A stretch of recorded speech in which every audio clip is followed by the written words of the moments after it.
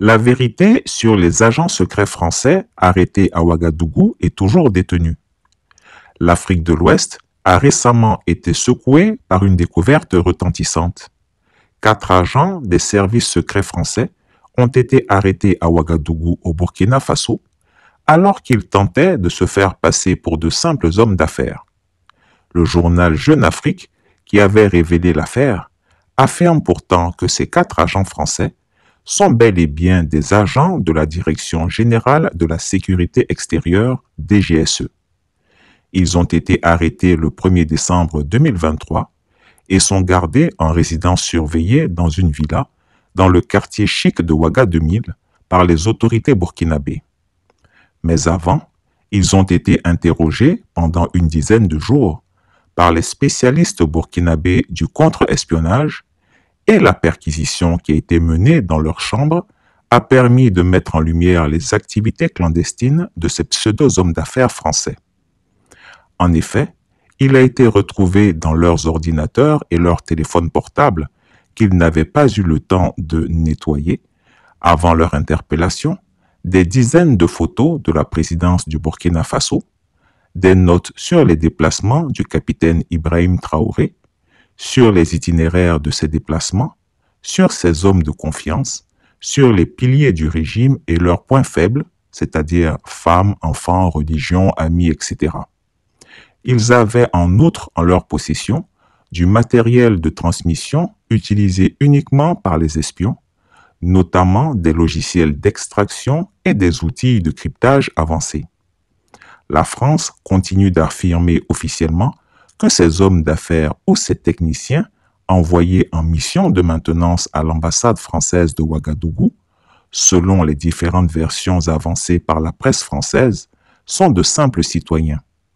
Mais n'empêche qu'ils sont rentrés au Burkina Faso avec des passeports diplomatiques qui leur ont permis d'éviter les fouilles à l'aéroport. Venant à la rescousse de sa diplomatie, mise en difficulté par cette affaire, une grande partie de la presse française a tenté de dissimuler la vérité. Des journaux comme Le Monde et Libération se sont empressés de présenter ces agents comme de simples techniciens en mission de maintenance informatique pour l'ambassade de France au Burkina Faso. Un autre article de Jeune Afrique, tentant de corriger ses premières affirmations, a également minimisé les faits, évoquant des citoyens innocents en détention arbitraire.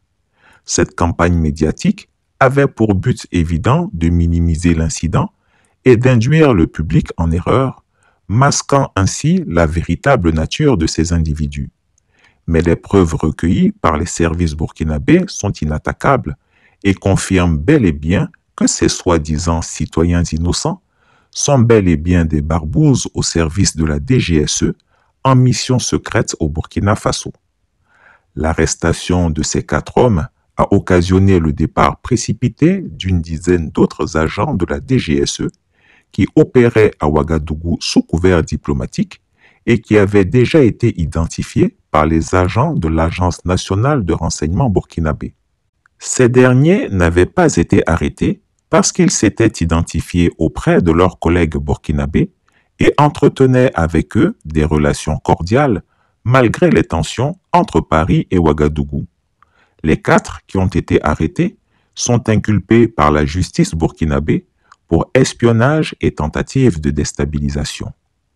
Avant ces 4 agents, un autre espion français avait été démasqué par les services de renseignement burkinabé en août 2024. Il s'agit d'un ancien légionnaire du nom de Damien Le Rouge, originaire de Normandie, qui a servi dans le 2e régiment étranger de parachutistes de Calvi entre 2002 et 2007, atteignant le grade de caporal. Officiellement, il travaille comme conseiller en sécurité pour une société minière australienne. Les autorités burkinabées soupçonnent d'espionnage cet ancien légionnaire, reconverti dans le conseil en sécurité, de travailler secrètement pour les services de renseignement français.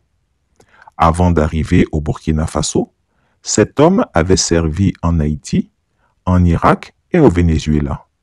Il est arrivé au Burkina Faso comme conseiller en sécurité dans le secteur minier en 2020 sous Roch Kaboré. Il a ainsi fait plusieurs allers-retours sans problème. Mais depuis la chute de Roch Kaboré, puis du lieutenant-colonel Paul-Henri Sandaogo Damiba, et la rupture du Burkina Faso du capitaine Traoré avec la France, la DGSE a décidé d'utiliser cet ancien légionnaire qui était déjà présent dans le pays comme agent de renseignement. Ainsi, à son dernier voyage, il a pris une chambre à l'hôtel Lancaster où étaient logés les conseillers militaires russes. Sa position dans cet hôtel lui permettait de renseigner abondamment les services de renseignement français sur les allées et venues de ces hommes que la France considère comme étant des mercenaires du groupe Wagner. La fouille de son ordinateur et de son téléphone a mis en évidence des liens indiscutables avec la DGSE. Lui aussi est inculpé et assigné à résidence dans une villa à Ouaga 2000. Le concernant, lui particulièrement, la diplomatie française est plus discrète. Elle se concentre sur la libération de ces 4 espions officiels. Bien que les motivations exactes de ces 4 agents restent confidentielles, plusieurs pistes sont envisageables. Ils pourraient avoir été envoyés pour surveiller les relations de plus en plus étroites au sein de la Confédération des États du Sahel, qui affiche son indépendance et rejette progressivement l'influence occidentale, notamment celle de la France. Il est également plausible que Paris redoute que le Burkina Faso, aux côtés du Mali et du Niger, prenne des mesures susceptibles de restreindre les intérêts français en Afrique de l'Ouest. Parmi les scénarios envisagés, on retrouve l'espionnage de figures politiques, la collecte d'informations stratégiques, voire une tentative de déstabilisation. Une autre hypothèse suggère qu'il pourrait rechercher des informations sensibles sur le chef de la transition et son dispositif politico-militaire afin de concevoir un plan d'intervention à son encontre, potentiellement par assassinat, renversement ou manipulation, dans le but de fragiliser le Burkina Faso. La version officielle de la diplomatie française, qui insiste sur le fait que ces agents seraient des hommes d'affaires, présente de nombreuses incohérences. S'il s'agit vraiment d'hommes d'affaires, quelles activités mènent-ils au Burkina Faso? Et s'ils sont des techniciens en mission d'assistance technique à l'ambassade de France, pourquoi les médias peinent-ils à fournir des preuves concrètes d'une telle mission?